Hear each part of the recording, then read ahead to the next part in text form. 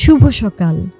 আজ বুধবার ২৫শে জুন ২০২৫ খ্রিস্টাব্দ, ১১ই আষাঢ় ১৪৩২ বঙ্গাব্দ, ২৮শে জিলহজ ১৪৪৬ হিজরি।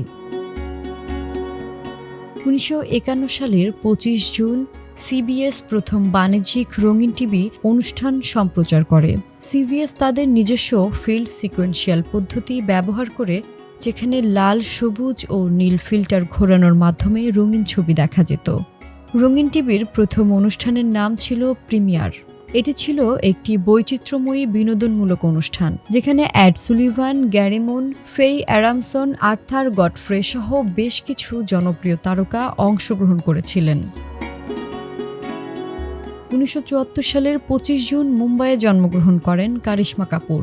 তিনি কাপুর পরিবারের চতুর্থ প্রজন্মের সদস্য এবং তার বাবা অভিনেতা রণধীর কাপুর ও মা ববিতা কাপুর। ৯০-এর দশকে তিনি বলিউডের অন্যতম জনপ্রিয় ও সফল অভিনেত্রী হিসেবে নিজেকে প্রতিষ্ঠিত করেন। ১৯৭৮ সালের ঘরের মাঠে অনুষ্ঠিত ফিফা বিশ্বকাপে আর্জেন্টিনা তাদের প্রথম শিরোপা অর্জন করে। ফাইনালে নেদারল্যান্ডকে ১-৩ গোলে হারিয়ে তারা চ্যাম্পিয়ন হয়। মারিও ক্যাম্পেস ছিল সেই বিশ্বকাপের সেরা খেলোয়াড় ও সর্বোচ্চ গোলদাতা। এই বিজয়ের মুহূর্ত আর্জেন্টাইন ফুটবলের ইতিহাসে এক অবিস্মরণীয় ঘটনা।